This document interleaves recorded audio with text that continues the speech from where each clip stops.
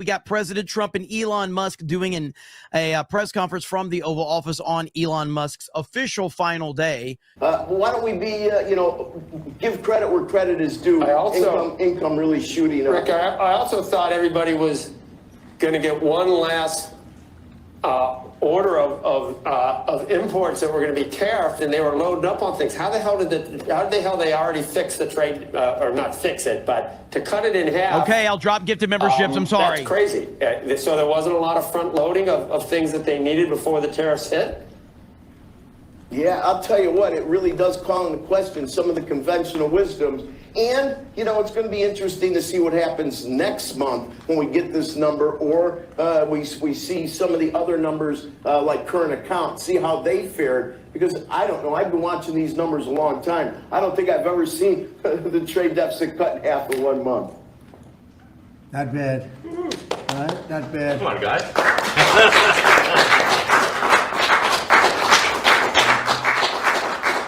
I see Howard and Scott are here, so it's great.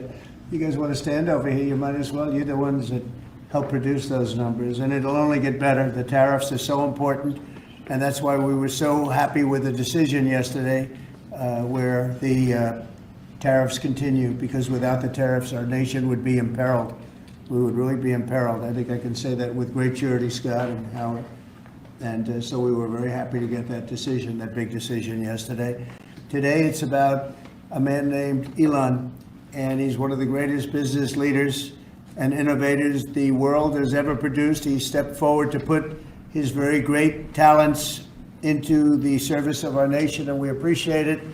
And I just want to say that Elon has worked tirelessly helping lead the most sweeping and consequential government reform program in generations. And the kinds of things that he's found and his people have found. He's brought a group of very smart people in, and they found things that are pretty unbelievable.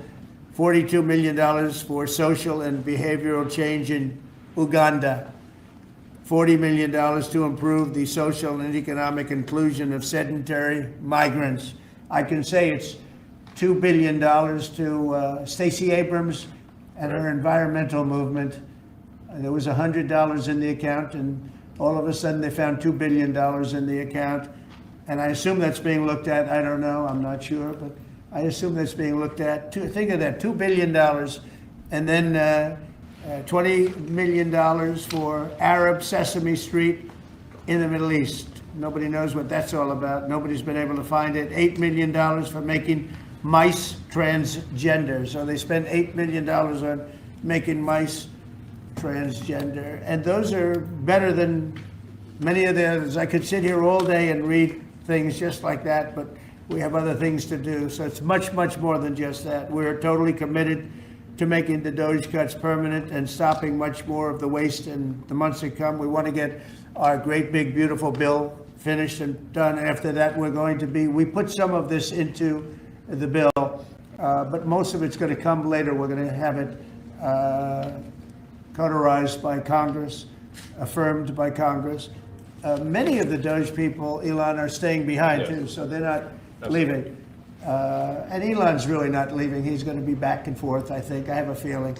It's his baby, and I think he's going to be doing a lot of things. But Elon's service to America has been without comparison in modern history. He's already running one of the most innovative car companies in the world. You look at his factories and compare them with some of the old factories we have, and it's a big difference. And the most successful space company, and I guess in history, you would have to say, the largest free speech platform on the internet, etc. Yet Elon willingly, with all of the success, he willingly accepted the outrageous abuse and slander and lies and attacks because he does love our country. I know that very much. He loves our country. He comes from another country, a country that's going through trials and tribulations, I would say. But he's all about the USA, and Americans owe him a great debt of gratitude. So I just want to thank Elon for his time as a special government employee. Can you imagine? They call him an employee, but it's a special government employee, and for coming and helping us. And he really has changed the mindset of a lot of people. A lot of people thought, maybe we'll cut 1% or 2% or 3%. Then they said, wow, we can cut a lot more than that. and we're going to do it very surgically. We're going to continue on the march. Elon gave an incredible service. Nobody like him, and he had to go through the slings and the arrows, which is a shame because he's an incredible patriot. The good news is that 90% of the country knows that, and they appreciate it, and they really appreciate what he did. And I gave him a little special something we have here. Thank you. A very special that I give to very special people. I have given it to some, but it goes to very special people, and I thought I'd give it to Elon as a presentation from our country. Thank you. Thank you, Elon. Thank you. Take care of yourself. Thank you. I've seen the luck. The luck of this is amazing. That's right. A large lot. Well, let me say perhaps a few words that this is not the end of DOGE, but really the beginning. My time as a special government employee necessarily had to end. It was a limited time thing. It's 134 days, I believe, which ends in a few days. So, so that it comes with a time limit. But the DOGE team will only grow stronger over time. The DOGE influence will only grow stronger. It's I'd liken it to sort of Buddhism. It's like a way of life. So it is permeating throughout the government, and I'm confident that over time we'll see $1 trillion of savings and a reduction in $1 trillion of waste and fraud reduction. The calculations of the DOGE team thus far, in terms of an FY25 to FY26 delta, are over 160 billion, and that's climbing. We expect that number will probably go over 200 billion soon. So I think the DOGE team is doing an incredible job. They're going to continue doing an incredible job, and I'll continue to be visiting here and be a friend and advisor to the president, and I look forward to times being back in this amazing room. By the way, isn't this incredible? Look at this incredible. It's stunning. I think the way that the Oval Office, how the president has just completely redone the Oval Office. It's beautiful. I love the gold on the ceiling. Thank you. It's pretty nice. Yeah. That's been there a long time. That was plaster. Nobody ever really saw it. They didn't know the eagle was up there, and we highlighted. It's essentially it's a landmark, a great landmark, and that's 24 karat gold, and everybody loved it. And now they all see it when they come in. So it's been good. The Oval Office finally has the majesty that it deserves, thanks to the president. So I look forward to continuing to be a friend and advisor to the president, continuing to support the DOGE team, and we are relentlessly pursuing $8 trillion in waste and fraud reductions, which will benefit the American taxpayer. So that's it, really. Thank you, Mr. President. Thank you. Right. Great job. Thank Thank you, President Trump. The president mentioned that you had to deal with all the slings and arrows during your time at DOGE. There's this. Well, some of the people, some of the media organizations in this room were the slingers. Well, so there is a New York Times report today that accuses you of blurring the line between. Is the New York Times, is that the same publication that got a Pulitzer Prize for false reporting on the Russiagate? Is it the same organization? I gotta check my Pulitzer counter. It is. I think the judge just ruled against New York Times for their lies about the Russiagate hoax, and that they might have to give back that Pulitzer Prize. That New York Times? Let's move on. Okay, then Next President question. Trump, I got one for President Trump. So President Trump, Biden aides who used to work here are in talks with Republicans in Congress to go and testify about what they did or didn't do to possibly conceal President Biden's decline. Do you think that Dr. Jill Biden should also have to come in and testify about what she did or didn't do? Well, I hate the concept of it. It's the wife of a man who was going through a lot of problems, and everybody that dealt with him understood that. And I guess it came out during the debate loud and clear. That was the biggest signal of all. They have to do what's right. The country was there was a lot of dishonesty in the election, as you know. It's a smart answer because he doesn't want them to target Melania. It was a rigged election. It's a smart And, answer. When you go further out, when you see the auto pen, I mean, I think the auto pen is going to become one of the great scandals of all time, because you have somebody operating it or a number of people operating. Because I knew Joe Biden. Joe Biden wasn't in favor of opening up borders, letting 21 million people into this from prisons and mental institutions and gang members. He wasn't into that at all. And you know, who signed these orders, proclamations, and all of the different things that he signed that set our country so far back, that was so bad for our country? With the auto pen, how would it work? Like, we're in the Oval Office right now. If there was a group of rogue staffers that worked for you who wanted to advance a bill or an executive order without your knowledge, how could they do it? How do they go Well, it's very behind the hard, because president's I'd back? read your newspapers or your media the next day and I'd say, well, I didn't approve that, and I would find it. I mean, they wouldn't get away with it for long, because I'd say, I never signed that. Who the hell signed that? Auto pens, to me, are used to sign letters to people, because we get, I think they said 20,000 letters a week, and you like to be able, when somebody takes the time to write a letter, it's nice to sort of write back. And auto pens are meant for that. Auto pens are not meant to sign major proclamations or tax cuts or borders, anything having to do with the border, which is so important. And if it happened on my watch, I would be able to see it, because the next day or sooner I'd be reading about something that I knew nothing about, and who the hell signed this? So I almost never use the auto pen. In fact, yesterday I was signing about 81, I think it was 81 proclamations and statements to people that I think should be signed by us. I think when you write letters to foreign dignitaries or presidents or prime ministers, you should be signing those letters, not done with auto pens. I understand he signed almost everything with an auto pen. It's a very dangerous thing. It really means you're not president. Whoever operated the auto pen, and we think we know who that is, and it was actually more than one person, but that's not what the presidency is all about. I hardly used to use it. I have a question for you, Elon. Yeah, please. You said just now that you look forward to being a friend and advisor to the president. So do you Well, I am. expect to continue I always advising the president and DOGE informally, or are you going to sort of shift your focus entirely to your companies? Well, I expect to continue to provide advice whenever the president would like advice. I hope so.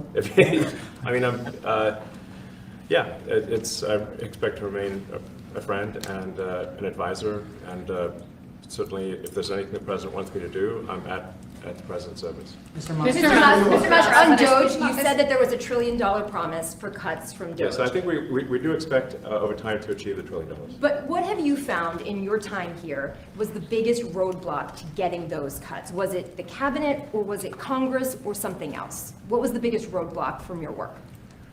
It's mostly just a lot of hard work. It's really not any one person or Congress. It's going through really millions of line items and saying just each one of them makes sense, what does not make sense.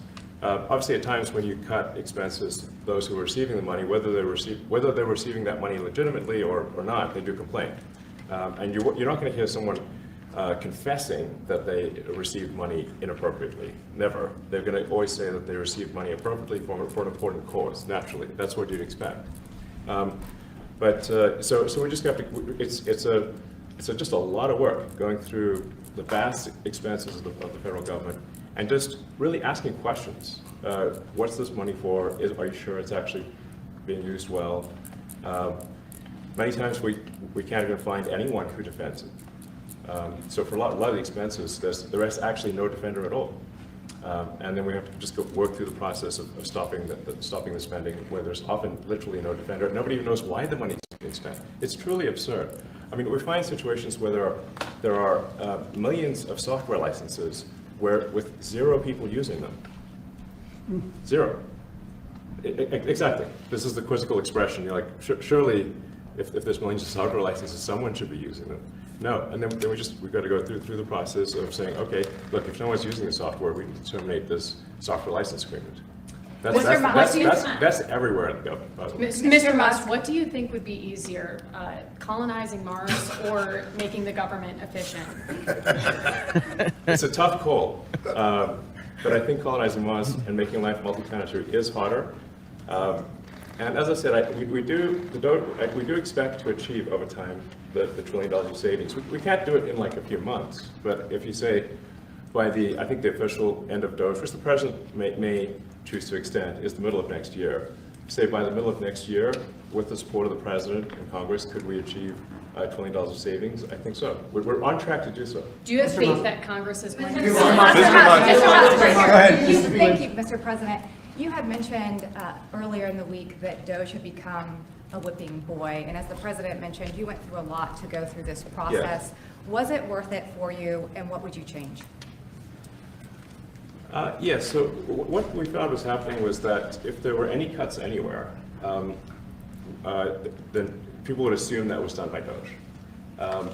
And so we became like essentially the DOGE boogeyman, where if so any cut anywhere would be ascribed to DOGE. A friend of mine's daughter, who's at law school at Georgetown, thought that DOGE had cut the Senate, internships the legal internships for the Senate, and we have nothing to do with that. So if they have been cut, it's not to do with us, just as an example. So, it just became a bit ridiculous where any cut anywhere was somehow DOGE, including things that made no sense, and we would agree made no sense. There are many things that occur in the government because it's the banal evil of bureaucracy. It's sort of the frankly largely uncaring nature of bureaucracy. It's as the great Milton Friedman said, money is spent most poorly when it is someone else's money being spent on people you don't know, and that's how federal spending is. And then you can't really even blame the individuals because the way the government works is complaint minimization. So when you do when someone within the government tries to stop that money being spent, there's usually someone that complains. And then their manager will say it's not worth the trouble, just pay it anyway. That happens over and over again. So was it I think it was an important thing. I think it was a necessary thing, and I think it will have a good effect in the future. Thank you, President Trump. This week there was a video on board a plane that showed the First Lady of France slapping her husband, Emmanuel Macron. Do you have any world leader to world leader marital advice on the phones? Make sure the door remains closed. That was not good. No, I spoke to him, and he's fine too. They're fine. They're two really good people. I know them very well, and I don't know what that was all about, but I know them very well, and they're fine. What do you think about the Democratic Party plan to avoid being swept in every battleground state again by spending $20 million to study how to speak to American men? Well, they spent 2.8 billion. We spent 1.5. We spent much less. We spent about half of what they spent, and at the end they were $28 million short. They had to be. They spent 2.8 billion. It's a lot, but they couldn't get 28 million at the end, and now they want to spend. I read that they want to spend money to learn how to talk. That's fake. You don't want to be fake. You shouldn't have to hire consultants to say what America needs, because then the consultants should be running the deal, not them. But I read that they want to spend a lot of money in each state. So we won all 7 swing states, 7 out of 7. We won a lot more than that. We won the popular vote. We won everything, and they want to spend money to find out what they did wrong. And I mean, I could tell you what they did wrong. I could tell you every one of their programs. When they say men playing in women's sports, I would say that's not a winner. When they say transgender for everybody, I think that's not a winner. When they say open borders so the entire world population of criminals can pour into our country, I don't think that's a winner. I mean, I just gave them that for free, but I don't know if they'll change their ways. I see them all the time. I see people that I know in Congress, Democrats, they're trying to justify some of the things I just said. You can't justify them. I always hear they're 80-20 issues. I say they're not 80-20, they're 97-3. They might be 99-1. They're not 80-20. They wish they were 80-20. And they're wasting a lot of money if they're going to continue with that nonsense. And this one's a little bit more of a page 6 question, but back when you hosted The Apprentice, you mentioned once in 2012 that Diddy was a good friend of yours back then. He has since found himself in some very serious legal trouble. Yeah, that's true. Would you ever consider pardoning him?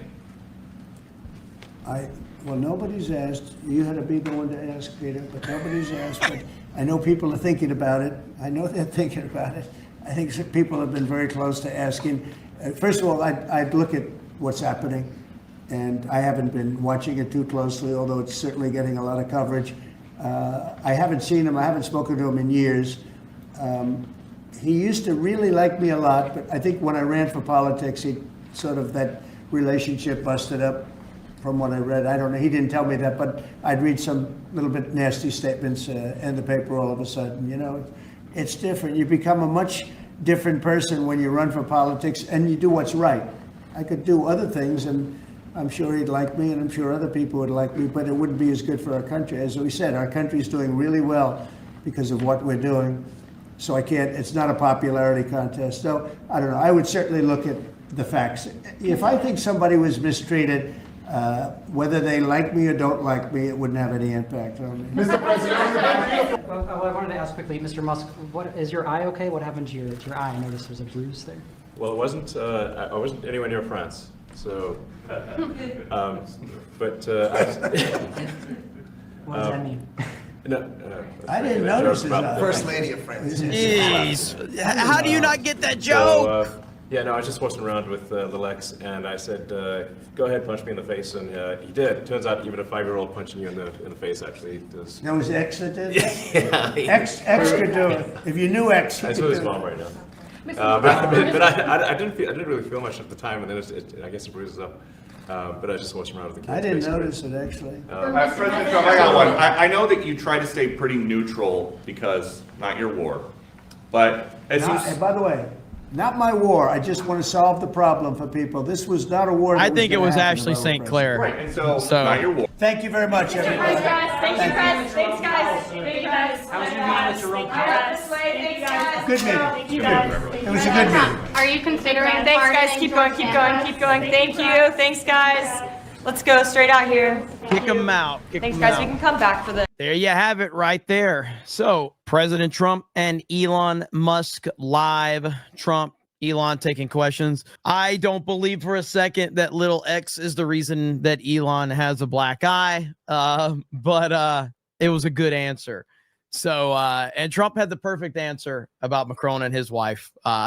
Make sure the door is closed. It's that simple. That was good. That was good. The media wanted to spin this in a way that Trump and Elon were separating and there was some beef. That's not the case. That was never the case. And this press conference puts it into perspective right there. So Elon will remain an advisor and he will be helping Donald Trump and the administration moving forward. And I think that that's a good thing. I think kind of Elon getting back to his businesses, but still having the ear directly of President Trump. I think that's a positive thing. He's laid the foundation for DOGE, and so they can continue his work, and he will be there as an advisor to continue to push that forward. So I think it's a win-win across the board.